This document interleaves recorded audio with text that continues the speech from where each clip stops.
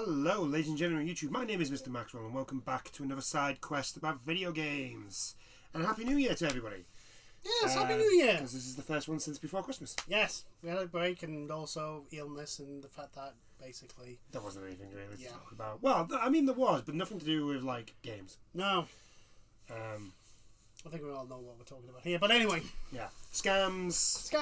Other things. Go watch Coffee Villain's videos. They are very informative. Yep.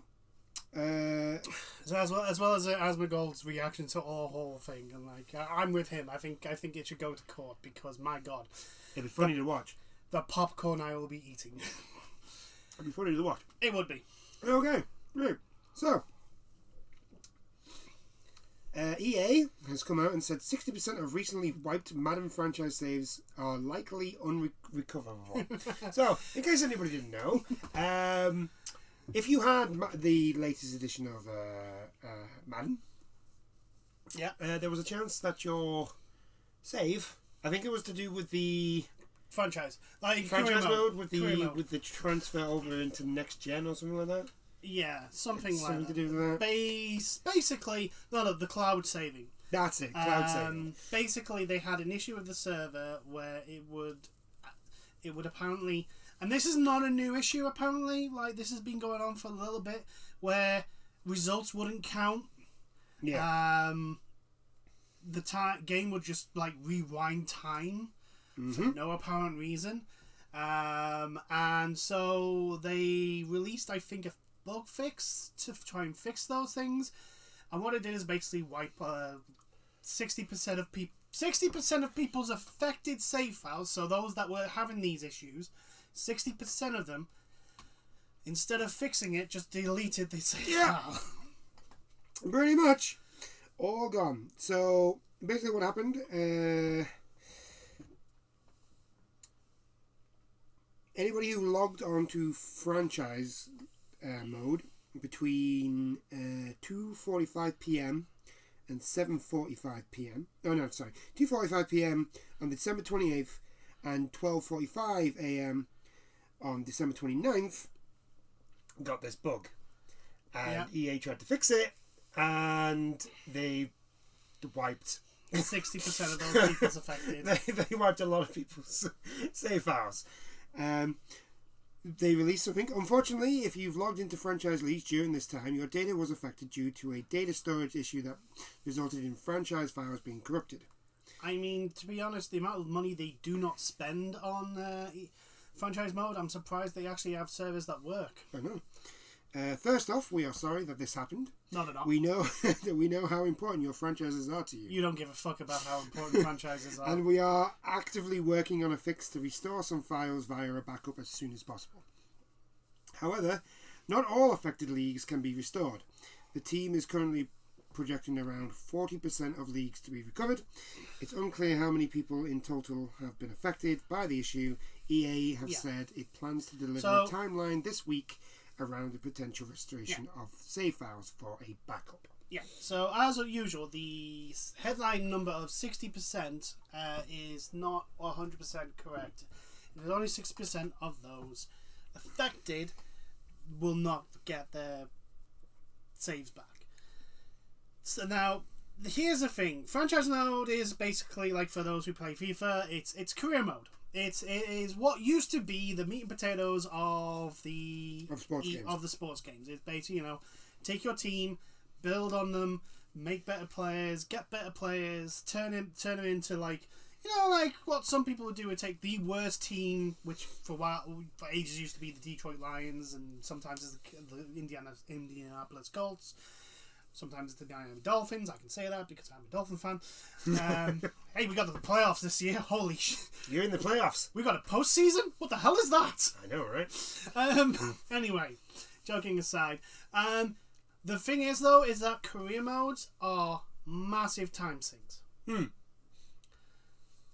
And so, we're not talking about, maybe 1-2 seasons. Like, considering this is now December, a few months in, some people are probably into their 5th season. Yeah. Like, holy fucking shit. That's a lot of... That's a lot of time and effort that has just literally gone out the window and into the dumpster.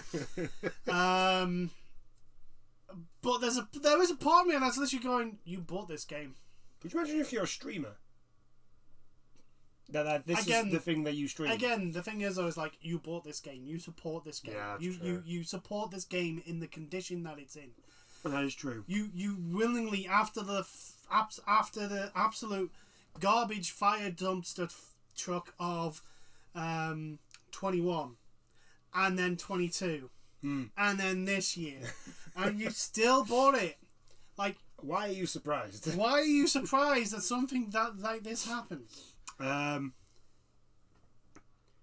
be honest, I'm not surprised. No, I'm not. Like, given everything that's like everything that we've seen. You know what? Here's the thing. Do you know what surprised me? Is that this is the first time this has happened. Yeah.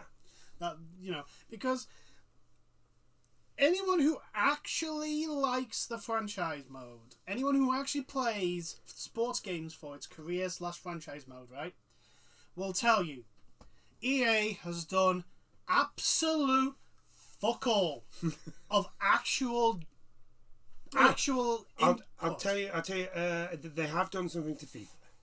They put in that you are mandatorily have to do those mini games now. Yes. To do things, which annoy the fuck out of me. Here's the thing. I've gone back to Pro Evolution 2013. This is how bad it is, right? I've gone back to 2013 Pro Evolution, right? I am having so much more fun. The training is basically you hire a coach and you get points to put into power, speed, into what stats are going to be trained and how much. And you know what? It's much more fun. And I'm not having to do bullshit. Yeah, and it's easier. And I'm not having to be like, oh my god, why have I got to do this? Like, the worst thing is, for FIFA, with the little... You do the little mini game because it tells you that, like, oh, it's going to make the sharpness better.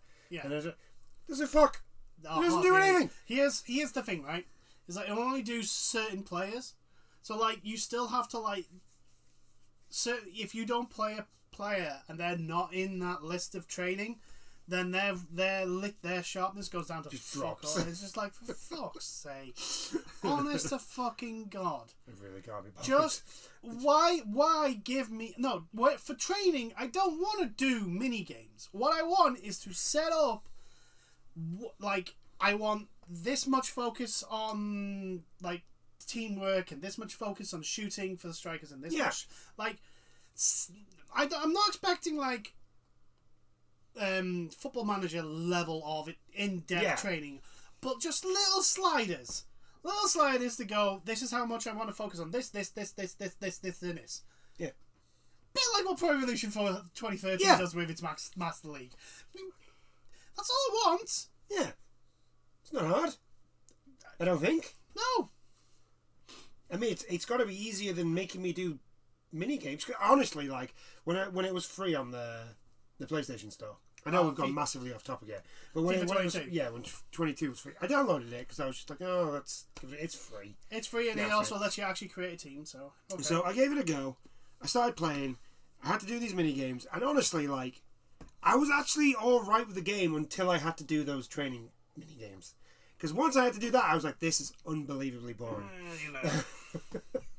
I was just like, this is so boring. And if it was only like one at a time, like you did one training thing and then you could go to the game. Yeah. No, you got to do 5. Yeah. And you got to do all 5 because if you don't do all 5, then the sharpness and the fitness drops. Yeah, that's another thing. Because the fitness is going to drop, and then you go, and then you do the training, and then you go into the game, and your fitness has dropped because you did the training. Yes, but no, right. So FIFA 22 had the system of like if you got an A in that training game, then and you autoed it, it would give you an A all the time. Right. The problem is you had to get that A first. Yeah. Also, it's just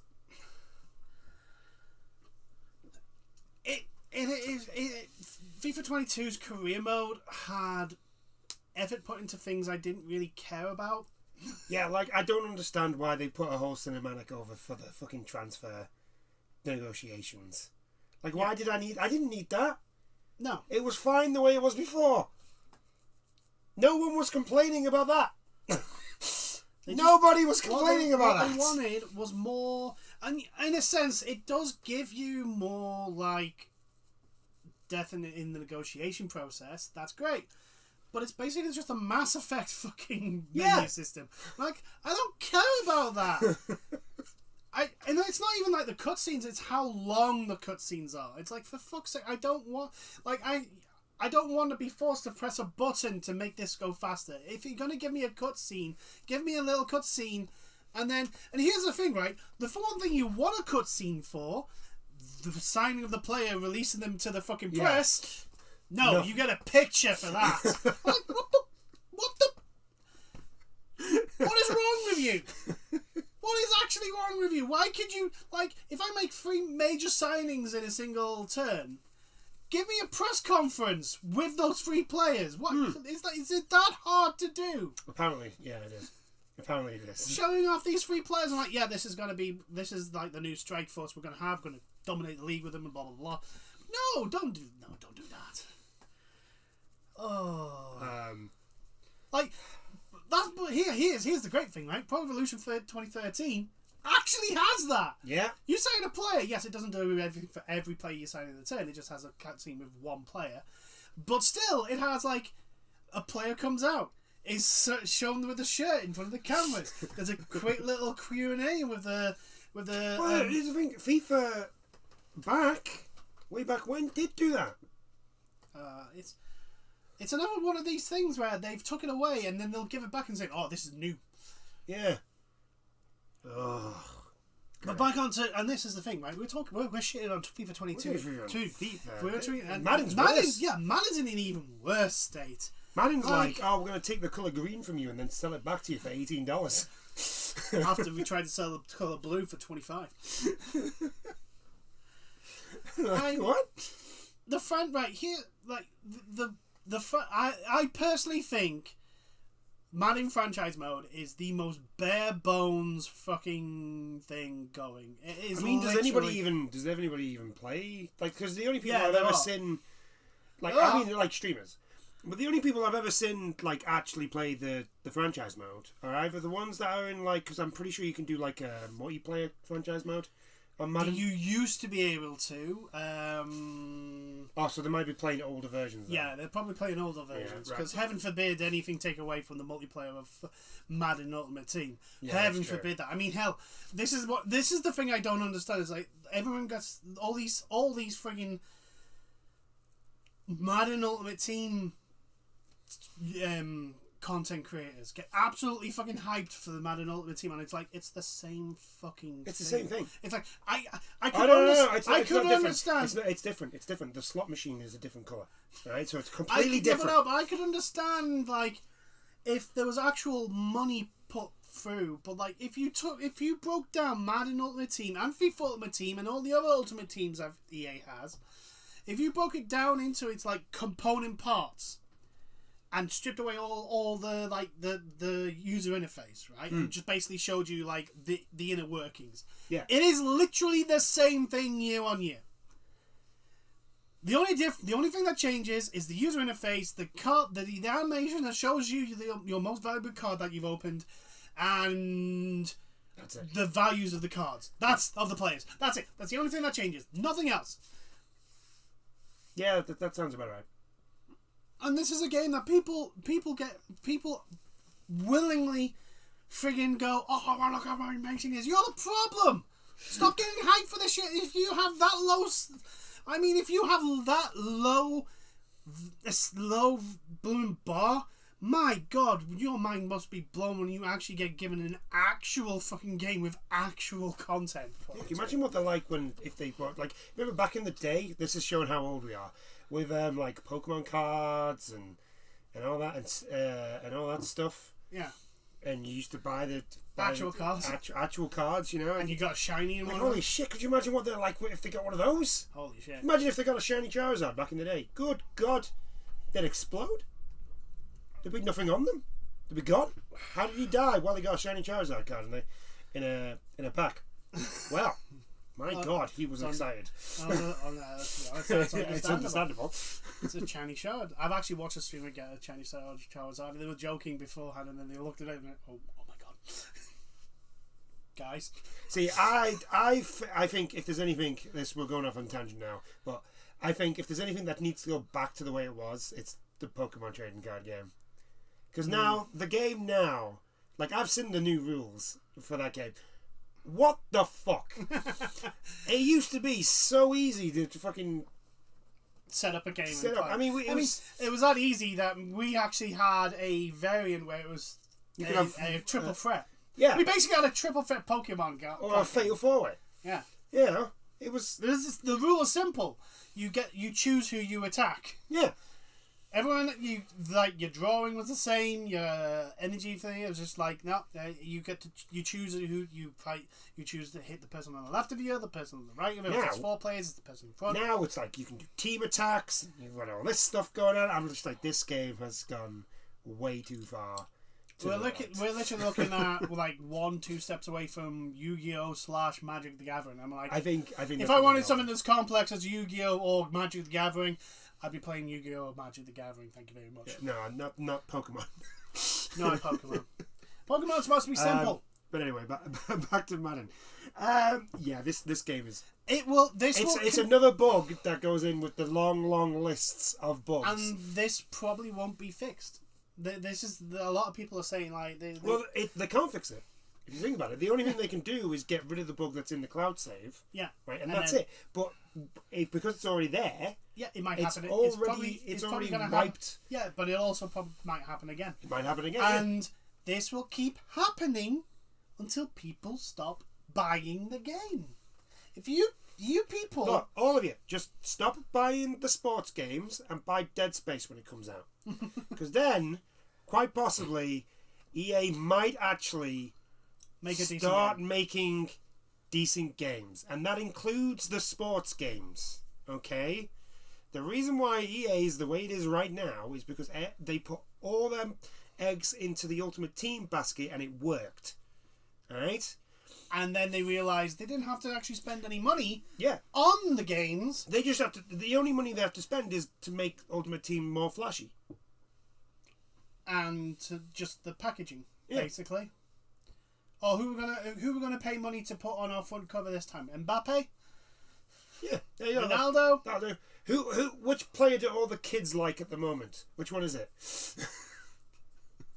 Who? It's Mbappe. Yeah, we'll put him on. That'll do. I've no idea who he is, but I'm sure he's a good footballer that people like.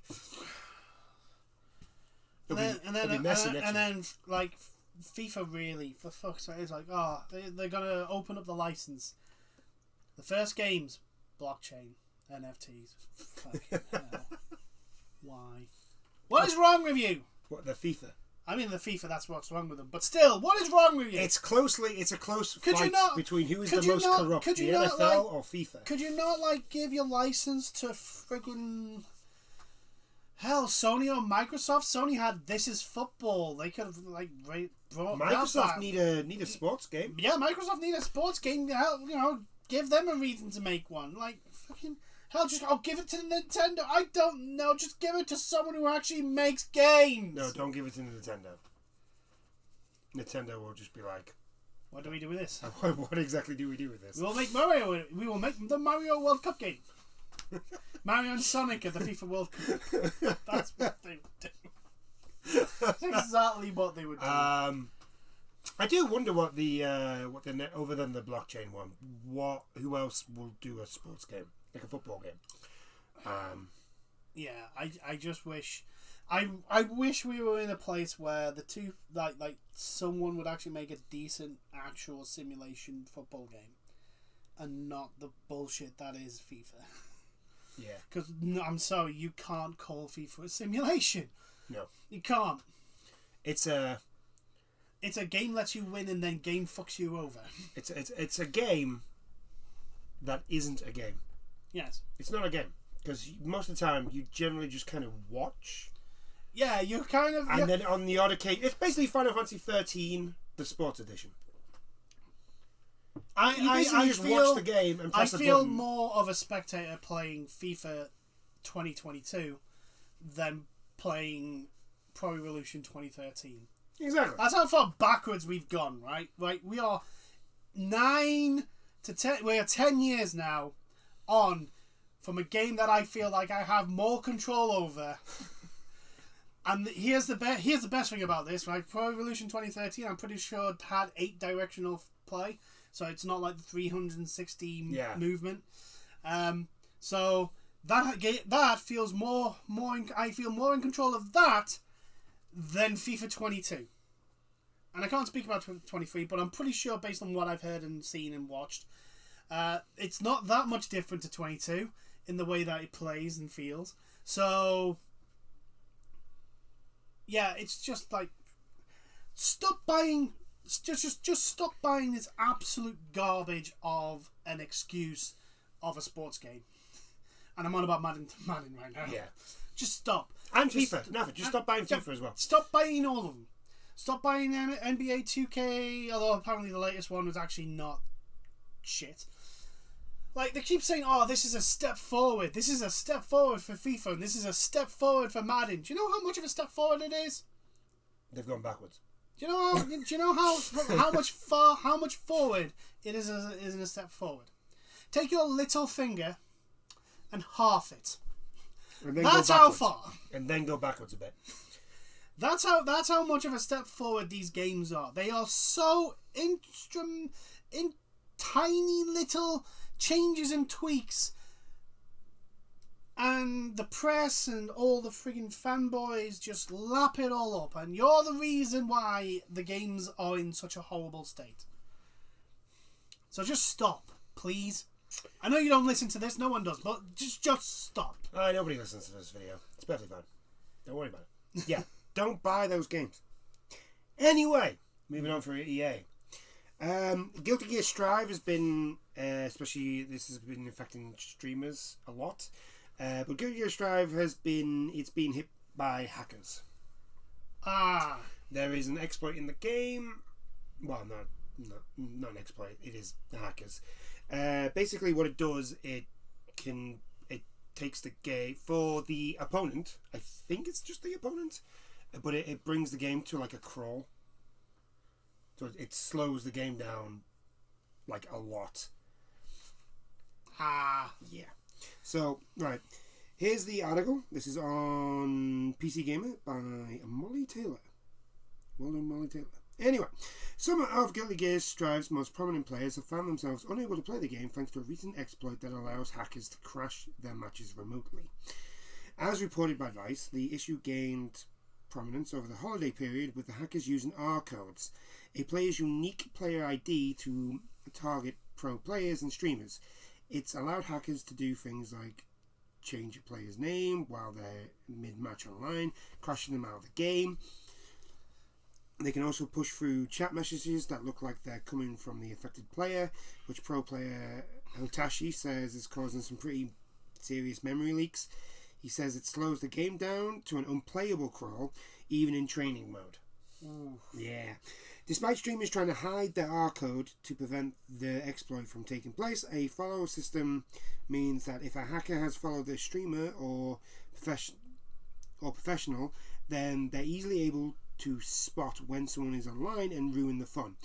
Streamer Squirrel147 says she's had to make an alt account and play offline to avoid the trouble after finding that someone was repeatedly crashing her game in late December.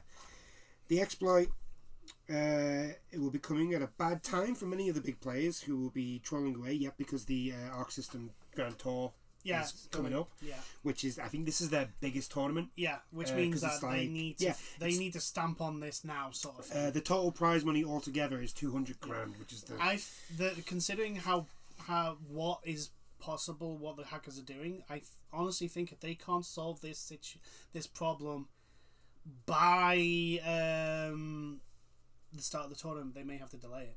Yeah, because for certain the hackers are going to try and crash the game mid tournament. Oh yeah.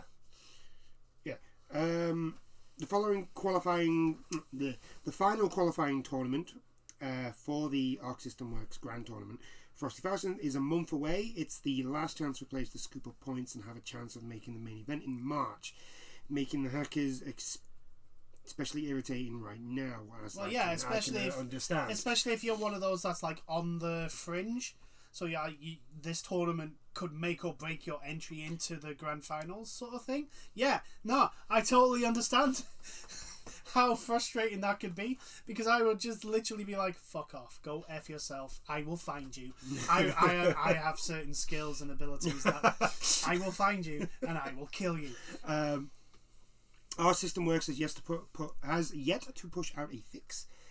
But producer Zach Tan appears to have knowledge that the team is aware of the issue back in the office, looking through all the reports. He's tweeted on January 5th, "It's unlikely we'll see a fix before the weekend, but with Frosty Fausting a mere 4 weeks away, the fix would be appreciated sooner rather than later." I think it will get done before the tournament. They have to. The qualifying tournament. I think they have to. This is the reputation of the tournament potentially may depend on it, sort of thing. So they have to get it fixed. And yeah, it sucks, but hackers are fucking troglodytes. They are absolutely terrible people because they find joy in the suffering of others. And those people can just go and die in a ditch. I just don't understand why they're doing it. Because they have fun making other people suffer. Yeah, that's true. Because they're that small-minded and small. Their character is that small that they have literally no other means of entertainment, because they're just terrible people. And obviously some people who potentially the person who found this exploit at first is probably one of those like. Oh, let's see what I can do and all that. But the people who are actually just constantly going after the streamers and the pros, you guys can just literally go F yourselves. So yeah, Guilty Gear not doing great at the moment. It's well, popularity wise, it is still doing quite well. I mean the game. I just mean the state of the game. The state of the game. State of the game. Especially if you're a streamer or a pro player. State of the game at the moment is, if you're not streaming, you're probably not going to run into this. If you are a streamer, you're probably going to run into this, and it sucks. Yeah. Right. This is why we can't have nice things, people. Yeah. This is why we'll never have world peace. Look. We just need to find alien life, and then we'll all unite to hate them. Yeah. The Warhammer way. Mm-hmm. But hopefully they can get it fixed.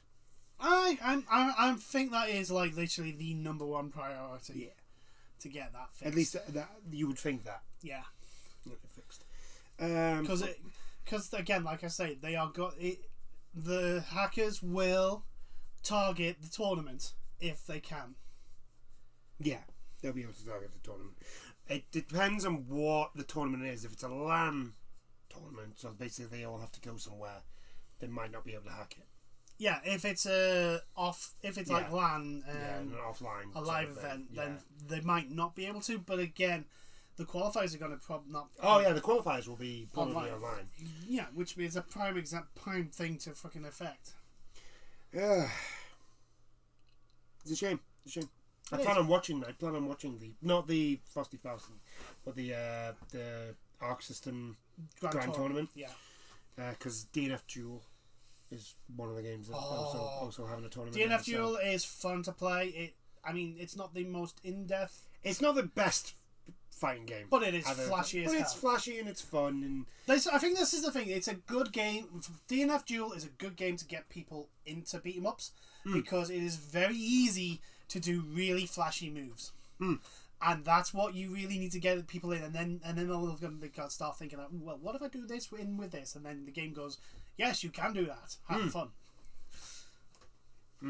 So yeah, no, I love DNF Duel. It's a fun game. Is it the most precise beat 'em up? No. Street Fighter 6 is going to be that.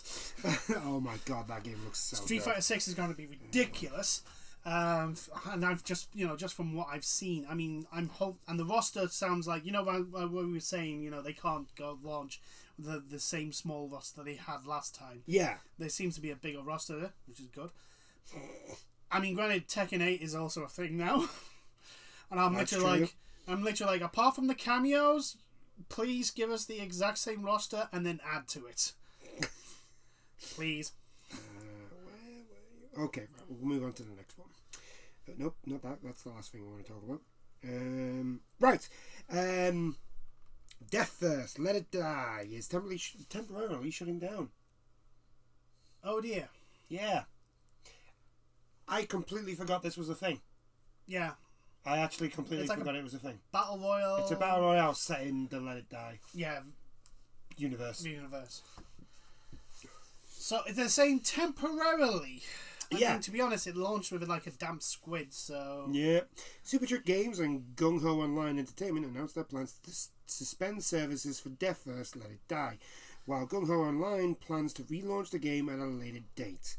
Players should expect a total suspension of services in July. So it's still going to be up for quite a while, 6 months. The question is how long? And the main question is can this be fixed? Whatever they're trying to do, can it be fixed before they suspend it, and then that way they don't have to suspend? Or how long is the suspension? Yeah, that's the question. Released in October 2022, Death First Let It Die is a free-to-play battle royale set in the same universe as 2016's Let It Die. Let It Die is not too bad. It's like it's a free-to-play it's Dark Souls-ish game. Souls-like game. Yeah, but with a lot of microtransactions. Yes, a lot of microtransactions. Yeah, which kind of spoils the game. Yeah. Taking place hundreds of years after the apocalyptic natural disaster, players take the roles of contestants in a televised death game called the Death Jamboree. The game allows 16 players to a match, which is small for a battle royale. Not necessarily Hunt. I think Hunt only has about 8. Yeah, the difference is Hunt has you can play a game of Hunt and not bump into anyone. Yeah, that's true. It's a bit like Tarkov. Yeah. Hunt. God, I love Hunt. It's such a good game. This is literally like it wants you to fight other people. Yeah, you've got to fight the other players. However, it attempted to shake things formally with the addition of hunter enemies by awarding points for stylish kills. Unfortunately, Death First only received a lukewarm reception and a quickly declining player base. It's because nobody cares about the Battle Royale thing anymore. Unless you're Fortnite or you've got some sort of unique IP. Unless you come into it like Apex did. Yeah. With like a unique gameplay style and a decent roster of people. Or your COD. Or your Call of Duty. In which case a lot of people are just playing multiplayer. But anyway. The developer announced Death First suspension of service with a tweet and blog post on January 6th. The game services will shut down on July 18th at 7 p.m. Pacific, 10 p.m. Eastern. Before that, the game will stop selling its Death Metal premium currency at 5:59 p.m. I mean, you should really stop selling it now. Yeah. However, players can still spend Death Metal on weapons, skins, and other items. The announcement also clarified that Death First Season 2 content will still be released as planned. In addition, some of the scheduled Season 3 content will also release before the server shutdown. The shutdown announcement acknowledged some of the issues with Death First. Specifically, its lag and matchmaking issues. Oh God! Considering it's a more of a close range brawler. I don't know. I don't think that's a reason. I don't think that's the reason why they shutting it down. That doesn't sound like a. It's basically not enough people are playing it. Yeah. Yeah. And maybe it's trying to do a relaunch. Yeah. That's what I think this is. Yeah. Because lag. Yeah, but you can fix lag. You don't need to suspend the service. That may be just. I suppose it depends on how bad. If your source code is. That's true. You got a point. Is bad, then you would have to literally. While the developer reports having some success addressing these problems, Supertrick could not resolve the main underlying issue with the game, which is what. As a result, the studio has decided to shut down their first servers while it works on redeveloping the game. No, it's the fact that no one's playing it. And they need to they want to relaunch it. Yeah. Because addressing the problems. What are the problems? Other than lag and matchmaking, which can all be fixed without suspending. Well, here's the thing: if no one's playing your game, the matchmaker can't find people to put you in the match with. Just FYI. While PC and PS4 versions don't have scores on Metacritic, the PS5 version of Death First Let It Die currently sits at 70%. The user reviews on Steam are also mixed with 52% recommending the game. That's not great. No. I mean, it's not the worst, but it's not great. That's a better be careful of this one. However, the matchmaking issues may be due to its lack of players. SteamDB reports a 24-hour peak of only 33 players. Yeah, that's your reason. That's your problem. Its lifetime peak has only been 1,380. Ouch. Considering other free-to-play battle royale games, that's bad. That's really bad. That's bad. But this is another game that's like Let It Die. It's there for it's. I mean, it's Let It Die is a decent game, but because of all its monetization first, terrible. gameplay second, and you can tell that. Yeah. And it's probably the same with this. Yeah. So I'm not surprised that no one's playing it, especially if you've played Let It Die. Like I play Let It Die every now and then. Yeah. But it's like I played like one session and then I'm like, well, you know, that's that. No, I don't need to play this for a while. I'll just go. And now, ever since Elden Ring came out, I haven't even touched it. Yeah. You know, so. Yep, it's definitely the. This is definitely no one's playing this game, so let's close it down. Close it down and relaunch. Potentially relaunch it, or just make it go. Because it's not. This article does not say what its issues are, other than lag and matchmaking issues. And again, lag could be the case of that it's placing people in the UK against people in Taiwan. Yeah, and then because there's not many people playing it. Yeah, 1,000 people. That's not a lot. That's not a lot. That is not a lot. Do you know what do you know what I miss? The Assassin's Creed multiplayer. I don't. I know you don't. I don't miss that god awful fucking mode. Oh my god, that mode was so annoying. Actually, I've had this conversation just recently. Yeah. Somebody was saying, "Oh, I thought it was great." I was like, "It was absolute garbage. What are you on about? It didn't work half the time. It was a buggy mess." I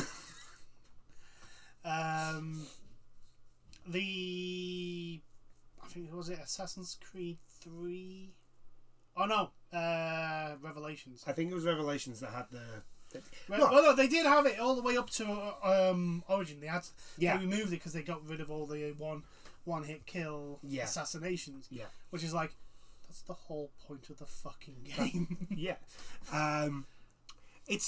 the Assassin's Creed multiplayer. It's a good idea, and I think a better studio. I think a better studio could pull it off, but. Ubisoft, I think Ubisoft's also the problem, but I think also now the infrastructure is a lot better now, so that some of the issues like with lag and that won't be as prominent. But yeah, I honestly think regarding this, it's another game that has been released.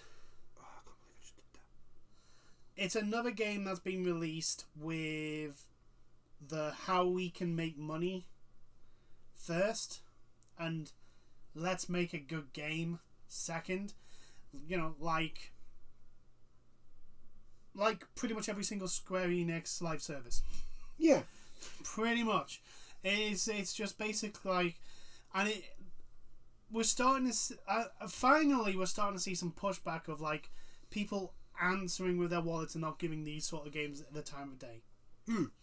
Like the fact that they've gone the Let It Die, hardly anyone plays it. Yeah, because they know what it is. They know what it's going to be. Yeah. Or if it isn't, then well, that's your own fault for setting the expectations in the first fucking game. Aye. This is what actually, speaking of battle royales, I actually think because we know they're working on a Last of Us multiplayer. Yeah. For The Last of Us 2. Yeah. Which I think we're going to get a re-release of a PS5. Last of Us 2. Oh, which will come with the multiplayer. Yeah. Because The Last of Us 1 had a multiplayer on it. It wasn't. It wasn't amazing. It was alright. It was like your basic thing. The good idea in the Last of Us one was like you got like rewarded with like food for your camp, and you had to do stuff with that. Yeah, but also you didn't necessarily have to engage in combat because you could just go and get supplies. The problem was that it's a multiplayer. Almost everyone else is out to kill you. Yeah, which is the whole setting for The Last of Us, but like it was I remember the multiplayer maps being extremely small. Oh yeah, they were. They were tiny. They really there was literally no chance of avoiding people. Yep. Yeah, they were bad. But I generally think that that's going to be bad. By the sounds of things, at least by the concept art that they've shown off, because it looks like it's going to be like in a big city, like one city. And I'm just like, that looks like a battle royale. That looks like it's going to be something like Hunt, where you go out, you look for resources. Into the city, looking for resources, and then you may have to kill zombies, and then get the fuck out before somebody else finds you. Which, to be fair, that would actually fit in with the way The Last of Us is. Yeah, the setting of The Last of Us fits that really well. Yeah. But we'll wait and see. Yeah. Who knows? It may get announced with the TV show when it comes out. Who knows? Who knows? Who knows? Apparently they're going to show off some more concept art, and I'm just like, I don't want. We don't want concept art. I don't care. Here's the thing, right? The game I remember the most for concept art is Star Wars Battlefront from DICE, the first one. You know, the one that had no fucking content. It had the Battle of Hoth. Still better than Battlefront 2, though. Yes, still better than DICE's Battlefront 2, because guess what? That game literally was pay to win. It had no fucking content though until like they started giving us stuff. Like, I just don't understand. Going on a little rant about DICE and their Battlefront series. I just don't understand. It's like you could have literally just looked at what Battlefront 2 on the PS2 gave us and gone, let's just do that. Let's just do a better version of that. Yeah. Like, yes. Don't be silly. Yes. Battlefront and Battlefront 2 from DICE, they are gorgeous looking games. But a snowflake is actually is a very pretty thing when you look at it in a microscope. Slight problem, it doesn't last long. Nope. I just like the fact that it took them well over 2 years after all the bad press and the game was pretty much done. Mm-hmm.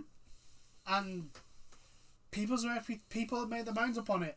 Then you go, oh yeah, we're going to give you the Battle of Geonosis. We're going to give you the Clone Wars. Yeah, no one's coming back. No one's coming back by then. You're done. You're done. You're finished. You're finitoed. It's like we're staying on with DICE. It's like Battlefront. Not Battlefront, Battlefield. We're bringing back. We're bringing back the classes. You're done. It's over. You've killed your game. Move on. Admit it. You've killed your game. Like, what is wrong with you? Not enough people are going to come back. Why did it take for the fan base to literally desert your game for you to realise, oh, we may have fucked up here? Well, it's just like D&D. What they're doing right now. Oh, God, yes. Like, my OGL 1.1, which is not actually an open gaming license. It's not an open gaming license. It's a closed gaming license because it literally goes, yeah, we own everything, you own nothing. Yeah. Other people have done much better in-depth things about. But that's what it is, essentially. But yeah, like on the note of companies just deciding, you know what, we've got this fan base, let's fuck them. Let's just burn it to the ground. I still do not understand. And I've grown up. I've worked in like sales and selling things for a very long time now. So I think personally I do have some sort of like soapbox that I can stand on. Yeah. Not a very big one. But I've got a soapbox that I can say, you're a fucking idiots, you know? I do not understand these companies. It's because Disney's done it. I've been saying it for a while now. This is not capitalism. This is fake capitalism. It's just pure greed. That's all it is. Because like I say, I honestly believe an actual capitalist would look at it and go, yeah, this is working. This is making us $1 billion a year. This is sustainable. Yeah. Do we keep doing this? It's sustainable. And I want sustainable profits. Yeah. But I don't understand. My thing is, like, I don't understand why. It's not that. Right? It's all of a sudden that attitude has changed towards the customer. Right? These companies, like Disney, have done it. Marvel did it just before Disney bought them, and they're still doing it. Warner Brothers have done it. Oh, yeah, it's the whole thing. DC have done it. Thank you for buying this thing. Fuck you. Yeah. What? Yeah. In regards to the Dungeons and Dragons, apparently, like a week before they announced, there was this piece on, I think it was IGN or Polyphony or something like that. You know, the usual, like, they just pay them money and they'll write whatever the fuck you want. Yeah. Basically saying, D&D has a image problem. Oh, yeah.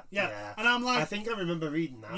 Yeah. And it is fucking ridiculous. It's terrible. It's as bad as the Netflix hit piece on Henry Cavill. Yeah. That's how bad that article was. It was terrible. Because here's the thing, right? Dungeons and Dragons, currently, before the 1.1, Dungeons and Dragons 5th edition is that, like, flexible and easy to get into. That literally, if you ask something, can I do this? The answer is 99.9% time going to be yes. Yeah. It is literally like, characters can be whatever the fuck you want.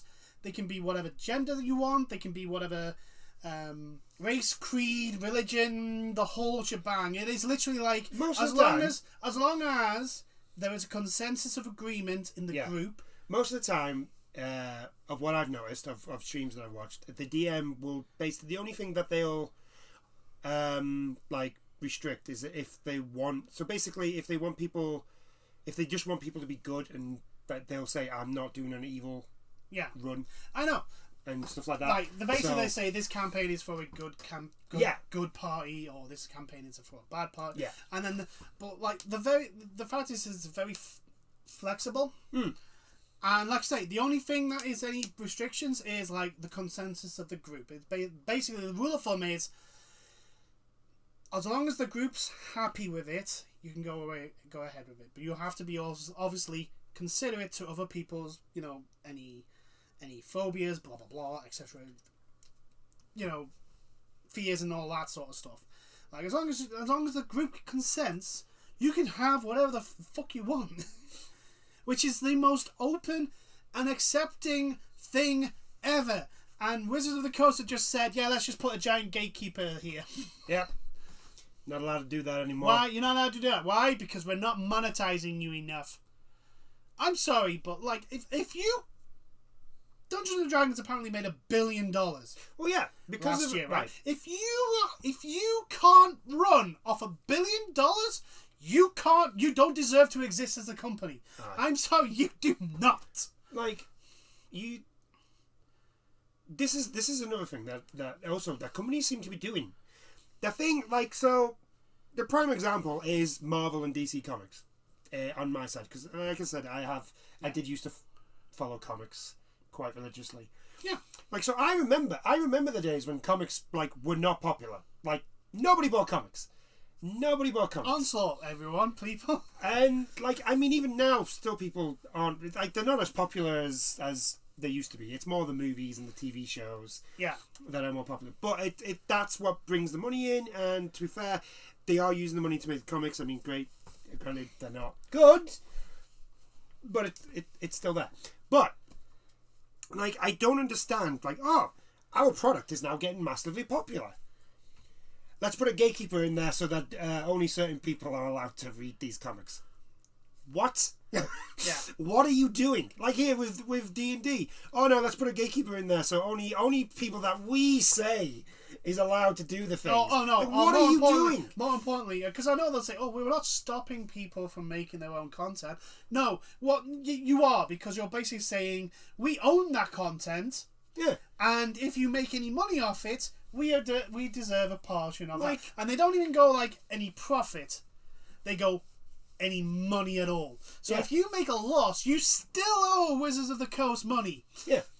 Depending on how much you make. It's just fucking ridiculous. I don't understand the actual greed. Like the actual thinking, because the only thing that's not greed. That's not greed. Greed is like, right, what's the best way to make a load of money that I can keep? No. Right. Here's the thing. Greed is irrational. That's the thing. It's like, no, they just want everything and they want it now.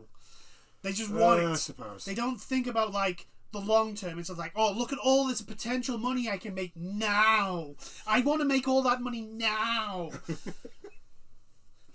And it's like, for fuck's sake, if you just actually take a step back, actually engage your fucking brain instead of your fucking ego, and look at what is happening in the community and go like, yes, this person is not giving you any royalties, and this person has made 17 campaigns and all these different classes and blah blah blah.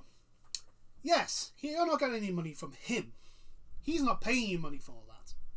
But what he's doing is this person is streaming campaigns, and this person is, whether it be or this he or she, because there are some actually good, very good female DMs that I've watched. What happens is that the audience watches this person, goes, "Oh, this is interesting. This is cool. Where's all this from?" And they go, "Well, this is my world based on D&D 5th edition." And they go, "Oh, D&D 5th edition. Ooh, I'll buy the rule book." Actually, to be fair, the amount of like I can't remember, configurations. Yeah. Is that the one? Is that the word I'm looking for? Basically, where somebody turns it into something else. A little bit. Homebrew. Homebrew. There you go. The amount of homebrews there are, because I think there's a Destiny one, which I really want to. Like, I really want to try the Destiny one. Yeah, like, and I understand like the reasoning for one. Right. One D&D is supposed to be an update because the OGL that they have, it was issued in 2000. Yeah. Obviously, technology has changed. There wasn't Foundry, there wasn't Roll20, there wasn't digital tabletops, and there wasn't stuff like NFTs and all that. Yeah. So I understand the concept. It's basically it's like all the other shit things that have happened, like loot boxes and fucking live services and everything else that's horrible in the game industry, right? On paper, if you just say it, like we're updating it for the digital age, it's like, okay, that doesn't fun. It's the implementation. The implementation is just so full of absolute garbage. Well, it is run by an ex-Microsoft guy, isn't it? So. Oh, lass, I can't remember the name. I say guy for everybody. So, guy is unisex for you. Yeah, for me. Yeah, I know that. But this is the internet, and there will be the one person. I don't care. I do not care. I've stated it right there. I say guy for unisex. For everyone, yeah. It's like I say dude for everybody. But actually, I don't care. Just 1 second. Like, it's just so.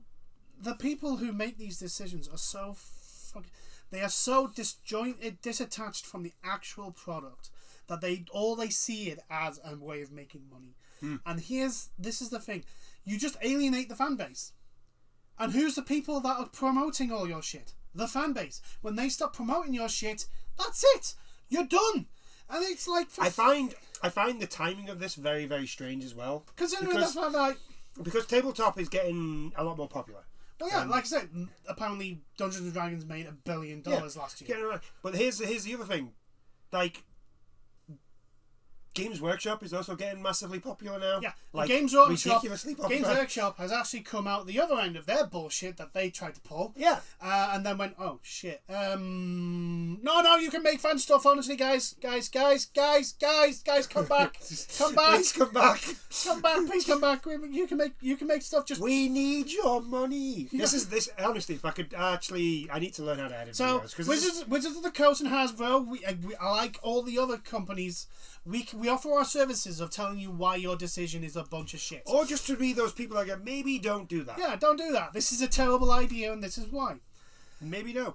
Just no. I mean, literally, like, here's the thing: you've got a fucking movie coming out. Yep. Why? Movies are not cheap, especially high fantasy movies. Why have you decided to torpedo your fan base?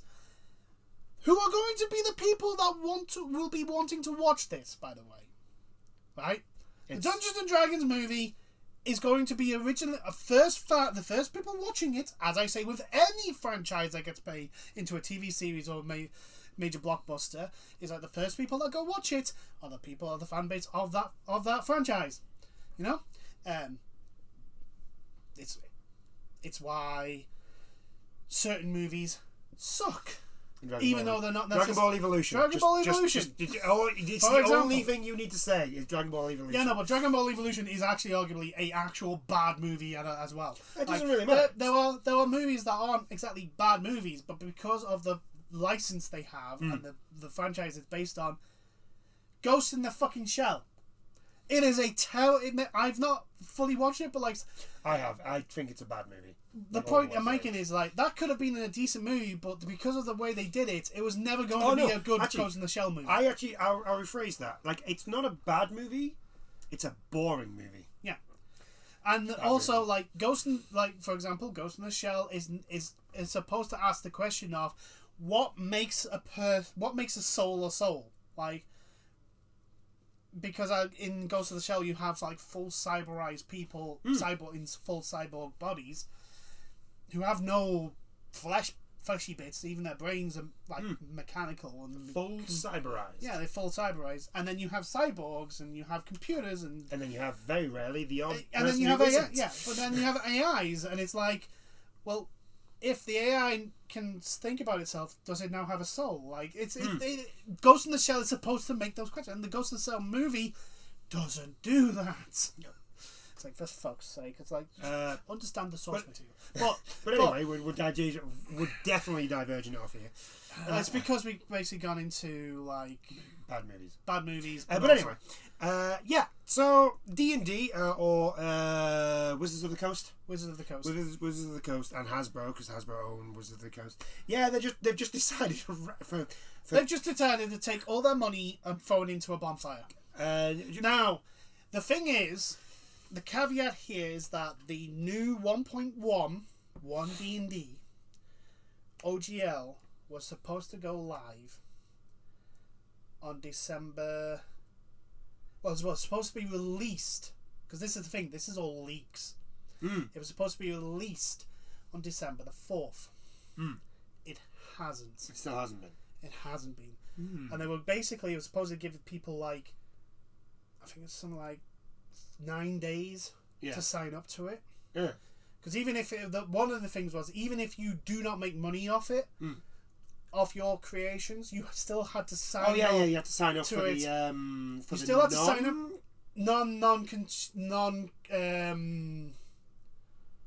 What's it? Because there was the consumer, and there was the. Yeah, there's so many bloody. There was two. There was like the non-corporate and the corporate or something like that. Yeah, there's non-profit. There was one for people who didn't make any profit, and there was one for one. Yeah, but you still had to sign up to it, and part of signing up to it is basically going, yeah, Wizards of the Coast can take anything you create and use it themselves, without giving you any credit. And I'm like, that is the most bullshit piece of crap ever. Wait, who was the? Oh, that was Games Workshop that tried that, wasn't it? Games Workshop basically, after they got the guy from Astartes on their books, they basically started going around and going, no, you're not allowed to make any content on Warhammer. It all belongs to us. Can't do that. To which the entire Warhammer fan base turned around and went, "Oh, fine, we won't buy your stuff then." And also all the content creators went, "Fine, we won't make any stuff. We'll make our own shit then." And some of those people haven't come back because it's like, no, you want this is another thing with this OGL. Even if they walk back, even if they go out and go, "Yeah, we kind of fucked up. We're really sorry." The fan base, a large portion of the fan base will literally not trust them anymore. Like, go, "No, you wanted this. This is what you wanted." Because I think it is a bit of, I'm wondering it's a bit of like the AAA game industry of going, "I'm going to go 2 steps over the line so that I can take 1 step back." Yeah. Maybe. And I think it's possibly that. I think they want to make money off those that make money. I think it's the top tier. You know, the one where it's like if you earn over 750k, they want a piece of that. Yeah, they definitely want a piece of that. But if they had just come out instantly with that, some people will literally turn around and go, "Well, hang on, no, that's not. No, this is you've let people like these people are actually making you money because these people are bringing in an audience and then showing them you and saying, yeah, if you like this, get this." But yeah, I think you're right with they're going to take 1 step back. They've put out this to be like, this is the 2 steps forward. This is the worst case scenario thing. Yeah. Right, which they know, because even in that statement that came out, like they said that we're willing to listen to. We expect pushback. So which means like if you're expecting this is going to be bad, you know it's going to be good. So and up until the leak, right? They kept going, "Oh no, the OGL's okay. It's perfectly fine. We won't mess with anything. Oh, don't worry about it. Nothing will change." Yeah. Yeah. No. So yeah, I think that 750k thing I think that's what they want. There's one or two ways this will go. The thing is that potentially it may end up if they want to go ahead with this 1.1. There are companies that have made enough money. For example, Pathfinder. Yeah, they've made enough money that they could probably fight this. Because while Hasbro is a big company, I'll be honest, it's not exactly the most financially stable. I don't know. Put it this way, right? It makes either massive profits or massive losses. Yeah, that's true. And the fact that it's the current CEO of, I think it was Wizards of the Coast, basically went, "Yeah, we're not making enough. We're not monetizing." Well, I hate this. This is the Xbox person, by the way. We're not monetizing our fan base enough. Go fuck yourself. What do you mean? Listen, what I don't understand is we're not monetizing our fan base enough. What does that even mean? Basically means they're not making enough money off them. What is it? But what? They basically go, well, we can make more money off them if we just ring them a little more. It's just a weird thing to say. They're literally the schoolyard bully turning Bart Simpson upside down to have all the nickels and dimes. Your fan base are already buying things off you. What do you want about? I literally bought Dragonlance. Yeah. I bought Dragonlance, and then this shit comes out. Yeah. I'm like, what? Okay, so I'm not going to buy another Wizards of the Coast product ever again because of this. Fuck that. Why would I support a company that just cares about that is literally acting like a red dragon? And hoarding all this fucking money. That's just a weird statement to me. Like, especially from companies that like EA and all that. We're not monetizing our fan base enough. What does that even mean? It doesn't make any sense. Your fan base will buy your products. Yeah, if you make your products good enough, people will buy it. Like the whole thing of like, people will get. The thing is, though, is like, I guarantee you, this person who has no fucking idea how D&D works or how the economy of Dungeons and Dragons and like the community works, has no fucking idea on how it works, because what happens is people do homebrew stuff, and then their homebrew stuff gets seen by other people, and those people go, "Oh, where'd you get this idea from?" "Well, I had this, but I came up with this idea, and I kind of incorporated it into this." And those people go, "Well, that's pretty cool. I'll go buy the rule book." Yeah. But that's the thing that makes sense. Like, say somebody, like, so instead of saying we're not monetizing our fan base enough, the actual correct thing should be we're not getting enough new people in. That's the correct thing. But the thing is, here's the thing: getting new people takes effort and money. I see your point there. That's the thing. I see your point. This is why I say it's not. These people are not actually capitalists. They're not successful business people because they're just fucking money hoarders. That's all they do. They just take more money in. They don't actually spend money. They don't actually contribute to the company or the economy or the environment or the perpetuation of the success of the product. They just take money in and they just keep it. And I'm sorry, but if you're one of those people that just takes money in and keep it, do you know what that money's worth? Fuck all. It is literally, if you are not willing to spend that money, it might as well be paper. It might as well be just a bunch of ones and zeros in a computer, because that's as much use as it's going to be. And if it's like, and even the argument of, well, what if the economy collapses? Well, that doesn't matter anyway, because if the economy collapses, the money's going to be worthless anyway. That's true. If the world ends tomorrow, all that money's going to do jack fucking shit. Well, I don't know. Maybe these people could like put all the money together, and when I say put all the money together, I mean like stitch it together. And then when the meteor comes, it could be a shield. Yeah, but we all know we wouldn't want. Yeah, but here's the thing, like, you know, it was worth if money is sitting in a bank, literally doing nothing. Yeah. Like, literally doing nothing. I mean, there are things like banks have money for investment, blah blah blah. Yeah. To gain interest and all that sort of stuff. That's in a sense fine. But when there's like the levels of like Jeff Bezos and Bobby Kotick and like just the multi-million and billionaires. Yeah, we can't say Elon Musk in that line anymore. No, he lost $4 billion buying Twitter. Buying Twitter. My God. Like, wow. Anyway. Yeah, Elon Musk. I'm sorry. No one can tell me now Elon Musk is a good businessman. Is a good businessman, because my God, one, he bought Twitter for $4 billion, and then two, he decided the best thing to do was literally run it into the ground. Yeah, pretty much. Because he's Elon Musk. Yeah. Like, it is literally like, what the fuck are you like? How have you? Oh wait, hold on. I know how you made your money. Your parents owned a jade mine, and you took over from it after they robbed Tesla from them. But anyway, it doesn't matter. Basically, Elon Musk is not a self-made billionaire.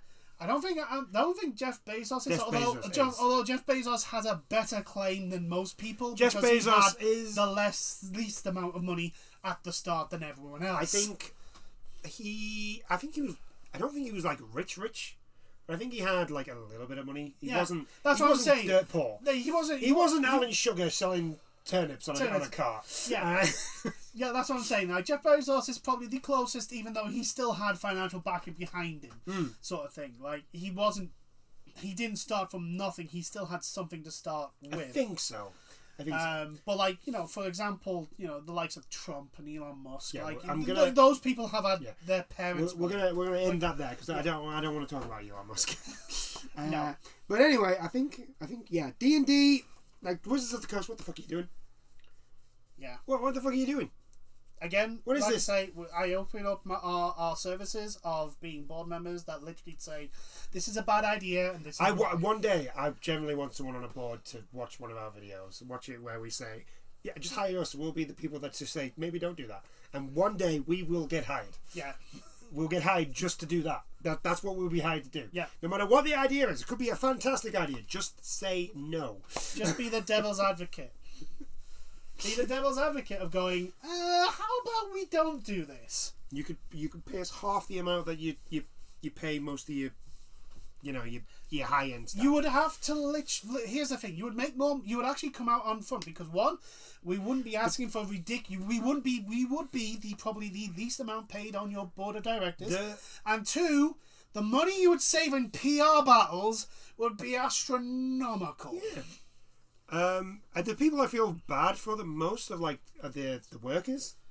That work on D&D. The people who actually work in Wizards of the Coast. They make the new rule books. Especially the people who have been working on Dragonlance, because it's literally just come out. Yeah.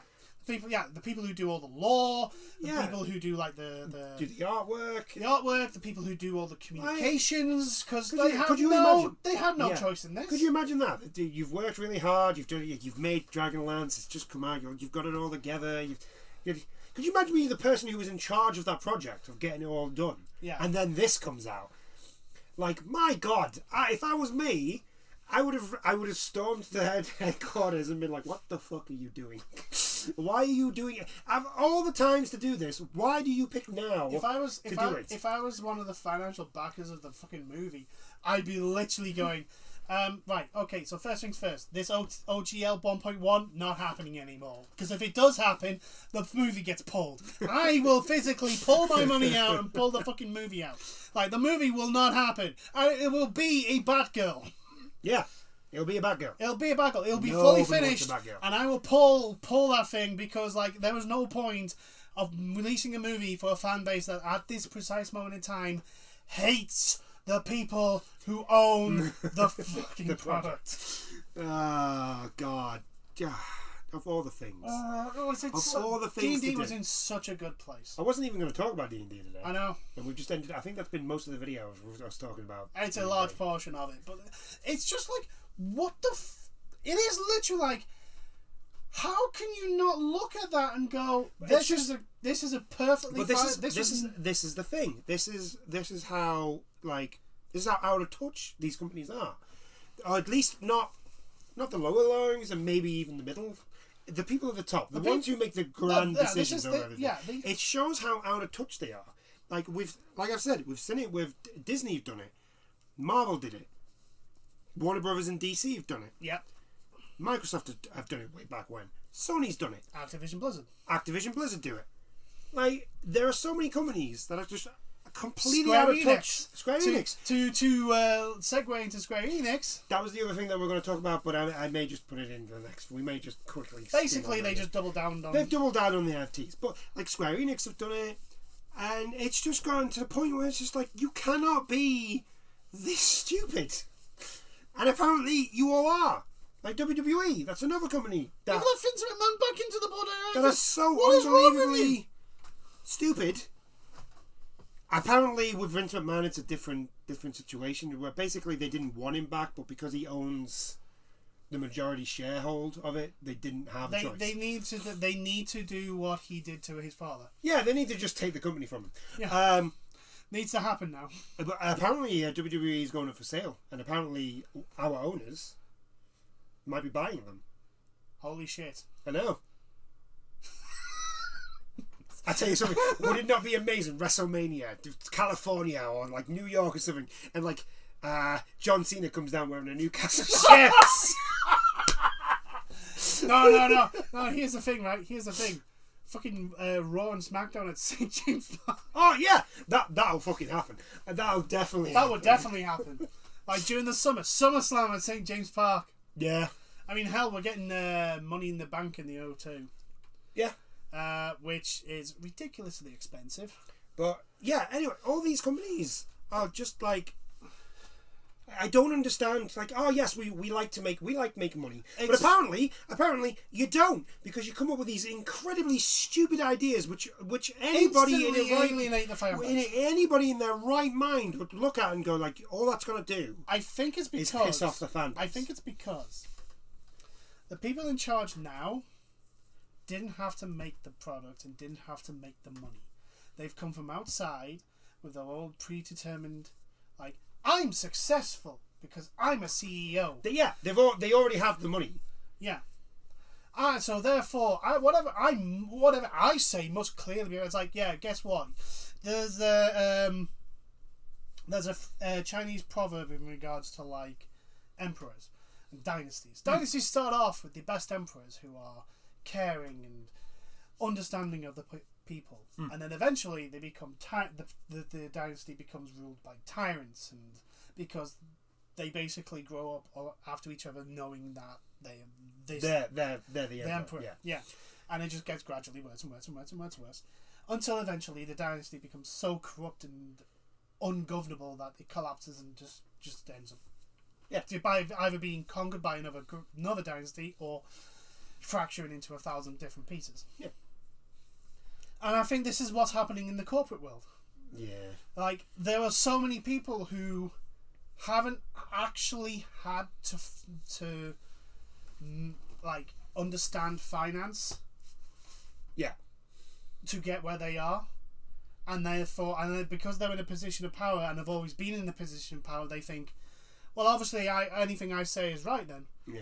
And there's not enough, and they're all like-minded people in these boardrooms, and all they care about is, I want all this money now. Yeah, we can make all the money now. So let's make all the money now. Yeah. Instead of because they'll make so much money, because they are on so much money. If the company folds, it won't affect them. Yeah, it'll be a little blip on their reputation, but I'll still have my 7-bedroom mansion to go back to. Even then, I don't even think they'd even care. I'm saying the ones that would actually care about the reputation. Oh, it's a little blot on my reputation, but I've still got my 7-bedroom mansion to go back to, and my Oh no, the only thing they'll care about is maybe if they go to the yacht club, somebody might laugh at them. Yeah, that's what they'll care about. Yeah. But I'm sure I'll be able to find my way into another. One of my friends will have a board of directors position for me, or make one for me somewhere. Yeah. Like, that's the thing. There's no risk to fucking up a company to the point of it collapsing for some of these people, and that's why you get these decisions, because they're like, well, I can just milk this for as much as I want. It's just mind-baffling to me. It honestly is absolutely mind-baffling. Like I said, it's not true. I don't believe this is actual capitalism, because it's so short-sighted. It's like, did you even go to business school? Any of you? Yeah. What first thing you do not do? Alienate the to fan be fair, base. you don't even need to go to business school to understand, like, number one, like, the rule of number one is the customer is always right. Now, that doesn't actually mean, what that actually means is that, like, don't piss off the customer. Yeah. That's what that actually means. It's not, if the customer comes in and says this is this and this is this, they're right. No, that's not what that means. What it actually means is, don't fuck with the customer. Because at the end of the day, that's where your money comes from. And if you fuck with them, they're going to take their money to somewhere else. And you need that money to be sustainable.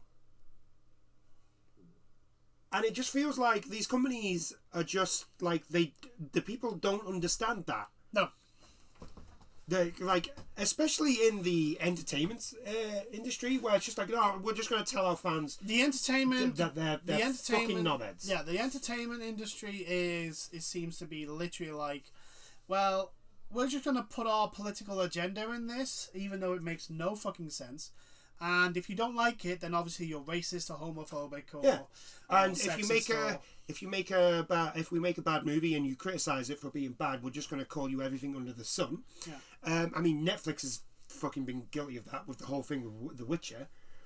I mean, Henry Cavill's left, so we're calling him a sexist. He was a creep, toxic masculinity. Toxic masculinity because he was a gamer. Because he's a gamer. I'm like, oh my fucking god! Do you not? I'm sorry. Are we back in 2005? Is that how far we're going with this? And it would be all right. You know what? It'd be fine if you actually had a decent product, but you don't. You have a shit product. Blood Origin proved it. Without Henry Cavill, the Witcher series on Netflix is garbage. Because your writers are shit. Yeah. And now it's just like, oh well, it's not our fault that our product is so bad. It's your fault. Even though you had absolutely nothing to do with the creative process, had absolutely nothing to do with it, but it's your fault. You just don't get it. It's your fault that this product is so bad. No, it's your fault. It annoys the hell out of me when they do this sort of shit, and it's like, oh well, no, we want to tell our story in this universe, and it's like, but the people are going to watch it already having all, like, for example, The Witcher or Resident Evil or The Last of Us, which is coming out now. Granted, from what I've seen, of the trailers now, it looks like it's just following the story. It's following the story, and the characters do seem to be very similar to the characters in The Last of Us Part 1, which is we're great also- because if you boil the Last of Us story into the Part 1 story into just the story elements, it is actually a really good story. Yeah. It's Right? just a story about two characters traveling across the country. Yeah, traveling across the country. That's literally it. Basically trying to survive the fucking hellscape that is The world. the world at that time. Right? That's the basic plot line, but the characters are well done. Like they're like Joe, Ellie, they are so well done, and that's why people like them. It's because people gravitated to these characters of how well they were portrayed, how well they were written, and how well they were acted. And it looks like the TV series is going to be like, but like the thing is that like I keep saying with these franchises, and I'm repeating something I've said just recent on this video before. The first people going to see your product based on a franchise will be the fans of that franchise. The first people going to see a Superman movie will be Superman fans. Oh, let's not talk about it. It still hurts. No, I'm just... It still hurts. The first people going to an X-Men film will be X-Men fans. The first person going to a James Bond film will be James Bond fans.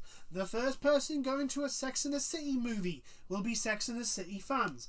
If you make a product with that on that franchise and basically go, yeah, everything you like about this franchise, I'm just going to take it out and put my own. I'm going to put in my own thing. Do you know what the fan base is going to turn around and go, well, this is fucking shit. Yeah. And most of the time it is. Star Wars: The Rise of Skywalker, we're looking at you. And The Last Jedi. Let's be honest. The Last Jedi was just... Oh, my God. The one saving grace that would have been for The Last Jedi is that it had a potential route to go through. They had a potential... No, right? And then J.J. Abrams wanted, no, I want my trilogy! And why didn't you fucking direct the second one, you fucking idiot? Yeah. I think it's best if we end it because we're just tangenting. Yeah, we're tangenting. We're going on a massive rant. We're going on massive rants, and I don't want to. I think we do. I think we should mention the last thing that we're going to mention because it is a good thing. Oh yeah. Yeah. So we have been quite negative. Yeah. And like, I did want to end it with this. Just Jackie Chan, what the fuck face. Yeah. So I'm right. I'm not bringing this in because I remember our last video we did kind of shit on Xbox a lot, and now with me doing a praising thing and what this is. I don't want it to sound like I'm Sony fanboy. Well, let's just what we say. What's been done. And basically, Sony have announced a new accessible PlayStation controller for now. This is mainly for let's have a look. News of the controller, which is as the Project Leonardo. For the time being, was announced by Sony at the CES 2023 Tech Show in Las Vegas on Wednesday, alongside an update for the upcoming VR2. Right, so this new controller is roughly circular in shape. There are the pictures. I will link the article in the description for anybody who wants to see it. In shape and features of a joystick and several configuration sticks and caps that can be changed around to suit the individual gamer's playstyle. It is designed to lie flat and can be secured to platforms like a tripod. There will also be buttons, mapping and controller profile available for players. According to Sony, it is the result of multiple conversations with disability experts and organizations like Able Gamers and Special Effect. So basically, these controllers are specifically designed for people who have problems with like their motor skills and like their ability to use controllers. Yeah, which is a good thing. Yeah, it's a very good thing. And before I said Microsoft do have their own version. I think they are working on their own version. They're either working on it or they're close to releasing their own. But it's more if I remember correctly, it's think of a fighter's arcade stick. So like that shape. Yeah. But the control, like what would be analogs, would be it's like touch pads. Yeah. which looks actually kind of cool as well. So like Microsoft, Sony aren't the only ones doing this, and if you really think about it, it makes perfect sense for Sony and Microsoft to come out with controllers that help those with disabilities to be able to access their games, because all it does is increases the potential market for those games and those consoles. It's common fucking sense. Yeah, you know that thing that we were going on about that these companies don't have? Yeah. So it's like I'm not going to go and say Sony are the guiding light of blooming everything, because I know why they're doing it. It's so that they can get a bigger market availability, so they can sell more products to people. To be fair, I think both Xbox and Sony, I do think the people, because I doubt, but here's the thing. This is a good thing. Yeah, that's what I was saying. Regardless of the reasoning behind it, I think this is a good thing. I think the controllers for both Xbox and Sony, I think they both come from a good place. Yeah. I think it's just that they both see the potential in the market for them. Yeah, because obviously the thing holding back beforehand was probably the amount of money that it would cost to, one, develop these, and two, make them. And I think we've gotten to that crossover period where the money spent, the people in charge of the dollars goes, okay, I can actually see the profit margins in this now, so we will give you the money for this. Aye. So that's just the cynical part of me, but like I'm not gonna poo-poo this because it's still a good thing. It's literally like, no, I want everyone in the world to have the ability to play computer games, regardless of if it's on PC, mobile, console, smart TV, and I don't care what type of games. Like it could be visual novels, it could be quizzes, it could be anything, RPGs, beat 'em ups, sports games. Like all I want is the games to be decent, and two, people to get enjoyment out of it. Yeah, because gaming is such a unique interface, because every single person's experience of that game will be slightly different, because no one plays the same game the exact same way. Unless you're a speedrunner. Yeah, but the thing, but the thing is, though, you're not. The thing is, though, they don't do that. They deliberately do it that way because it's like, no, I want to be the fastest person to ever play this. Oh yeah, I know. And even then, like a speedrunner will never get the exact same time every run. Yeah. Like, and that's so unique. Like that is something completely unique to computer games. Like TV series, rewind, the exact same thing happens again. Yeah. Movies, same. Radio, same. Music, the same. Unless you go to a live performance over and over and over and over and over again. Yeah. It is literally, the CD or the vinyl will play the exact same way over and over and over again. So like and that's what makes gaming so unique and so different to everything else, is like the consumer input into it instantly makes it different from the one person to the next. Like you will play a game completely different to the way I play it. Yeah. Like for example, we're going through Sniper Elite very, very slowly because scheduling. We've had time off. Yeah, but like. I play that game very different to you. Yeah, we approach that so differently. I am desperately trying to like be the whole sneaky one shot one kill thing, and you're not that fussed. Nope. You're like, oh, round the corner, oh, there's guys. Now, boom, you're dead. You're dead. Oh, now the entire map's alert. So it's perfectly fine. This is all good. Don't worry about it. It's okay. It's okay. Hence the reason why, if anyone's watching our videos, you'll notice we're in completely different parts of the map. Yeah. Because it's like, I want him to get everyone to draw over there, and then I can just go bing. Yeah.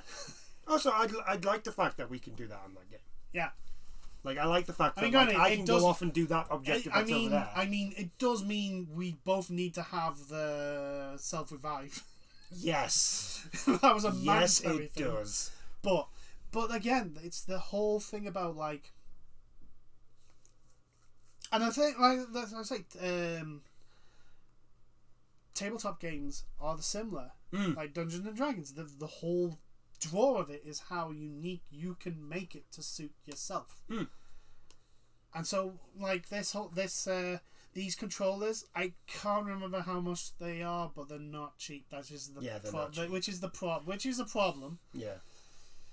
But hopefully, it's a good first step because like technology should always get cheaper. Yeah, eventually these controllers should become affordable. They'll be the same price as like your average controller. Yeah. Eventually, we'll get there. We'll get there. Yeah, and so it's a love. I look at these like things and go, yeah, like this is good. This is good. This is progress. This is good. And on that note, we'll leave it there. Yeah. After that massive rant, and we ended up on a good note, which is good. We got sidetracked on. I do hope people have enjoyed this chat, and I'll see you in the next ones. Bye now. Toodles.